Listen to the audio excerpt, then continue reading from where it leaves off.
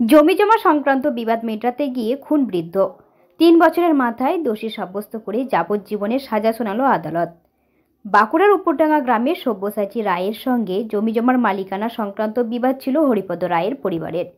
দুপক্ষের এই বিবাদ শুনে 2021 সালে 11ই আগস্ট দুপক্ষকে নিয়ে আলোচনায় বসে তা মেটাতে যান হরিপদ রায় নামে স্থানীয় এক বৃদ্ধ। এই সময় আচমকাই হরিপদ রায় ও তার ছেলে সুশান্ত রায়ের সঙ্গে বচসা হয় তারাপদ রায়ের। বচসা চলাকালীন সুশান্ত রায় পিছন থেকে হাতে কুড়ুল নিয়ে আক্রমণ করে তারাপদ রায়কে। কুড়ুলের আঘাতে ঘটনাস্থলে লুটিয়ে পড়েন তারাপদ রায়। পরে বাঁকুড়া সম্মিলনী মেডিকেল কলেজে চিকিৎসাধীন অবস্থায় তার মৃত্যু হয়। এরপরই সুশান্ত রায় ও হরিপদ রায়ের নামে ছাদনা থানায় লিখিত অভিযোগ দায়ের করে মৃতের পরিবার। এই ঘটনার 3 মাসের মধ্যে 2021 সালের 13ই নভেম্বর আদালতে চার্জশিট জমা করে পুলিশ। এরপর থেকে বিভিন্ন তথ্য প্রমাণ ও স্বাক্ষর ভিত্তিতে বিচার চলতে থাকে বাঁকুড়া জেলা আদালতে। গতকাল বাঁকুড়া জেলা আদালত সুশান্ত রায় ও তার বাবা হরিপদ রায়কে দোষী সাব্যস্ত করে। আজ মূল অভিযুক্ত সুশান্ত রায়কে যাবজ্জীবন কারাদণ্ড এবং 50,000 টাকা জরিমানা, অনাদায়ে আরও 6 মাস কারাদণ্ড এবং তার বাবা হরিপদ রায়কে 5 বছর কারাদণ্ড, 20,000 টাকা জরিমানা ও অনাদায়ে আরও 6 মাসের কারাদণ্ডের নির্দেশ দেয় আদালত। আদালতের এই রায়ে স্বাভাবিকভাবেই খুশি মৃতের পরিবার।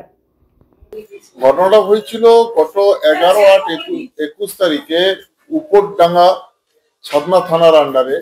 সেখানে এই সব্যসাচী রায়ের ফ্যামিলির সঙ্গে এই আসামি, আজকে যারা সাজাপ্রাপ্ত আসামি, তাদের একটা ঝগড়া এবং মারপিটের ঘটনা ঘটে। সেখানে একজন বয়স্ক ব্যক্তি তারাপদ রায় এবং তার আরেক আত্মীয় শিবানী রায়কে এরা মারধর করে এবং মারধর করার ফলে মারা যান। এরপরে পরবর্তীকালে এই কেসটা শুরু হয়, সাক্ষ্য প্রমাণ হয়। তখন দেখা যায় যে এদের বিরুদ্ধে প্রমাণ এসেছে। তখন আজকে আমাদের জেলা জজ এই কেসে সাজা ঘোষণা করলেন।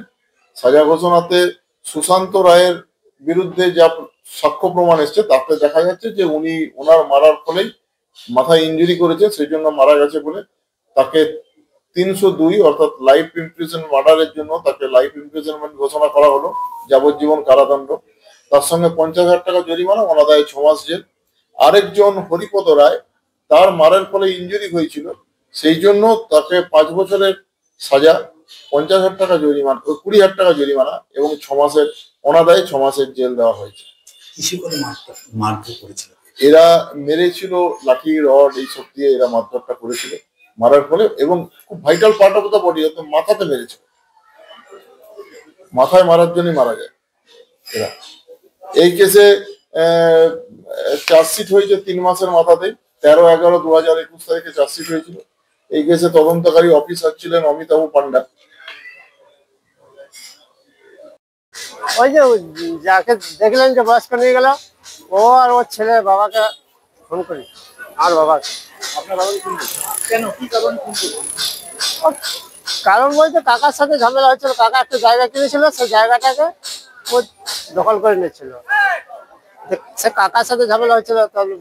বাবা হচ্ছে বাবার ভাই, বাবা তার বাড়িতে বসে থাকতে পারে না, আর আমিও থাকতে পারি না, যেহেতু কাকার সাথে ঝামেলা হচ্ছে।